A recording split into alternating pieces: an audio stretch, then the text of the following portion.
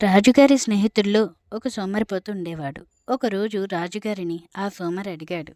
ఎందుకు నేను ఏ పని చేయలేనని, మంచి ఉద్యోగం కూడా సంపాదించలేనని అందరూ అంటున్నారు. అంతేకాదు నా శత్రువులు కూడా నన్నొక అసమర్థుడిగా చూస్తున్నారు. రాజుగారు సాయంత్రం నా ఖజానాకొచ్చి కావలసినంత డబ్బు, బంగారం తీసుకుపో. అదంతా నీది. సరేనా? అని అన్నారు. సరే అంటూ ఇంటికి పోయి భార్యకు విషయం చెప్పాడు. వెంటనే వెళ్ళి బంగారం, డబ్బు తీసుకురా. కాలం బంగారంతో సమానం. చేజారిపోతే మళ్ళీ రాదు అంటూ గట్టిగా ఒత్తిడి చేసింది భార్య. ఆకలి దంచేస్తుంది. అన్నం తినిపోతాలే అన్నాడు. తిన్న తర్వాత 2 గంటలు పడి నిద్రపోయాడు. భార్య పొర పడలేక మధ్యాహ్నం లేచి పెద్ద సంచి తీసుకుని రాజుగారి ఖజానాకి బయలుదేరాడు.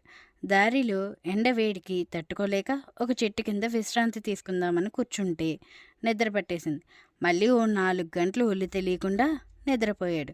హడావిడిగా లేచి రాజభవనం వైపు పరిగెత్తాడు. అప్పటికే చీకటి పడింది. ద్వారాలు మూసుకున్నాయి. లోపలికి పోలేకపోయాడు. కాలాన్ని నిర్లక్ష్యం చేసి ధనవంతుడయ్యే అవకాశాన్ని కూడా చేజేతులా పోగొట్టుకున్నాడు సోమరిపోతు. కాలం చాలా విలువైంది. దానికి సక్రమంగా ఉపయోగించుకోవాలి. అనవసరంగా వృధా చేస్తే జీవితంలో చాలా కోల్పోవలసి వస్తుంది.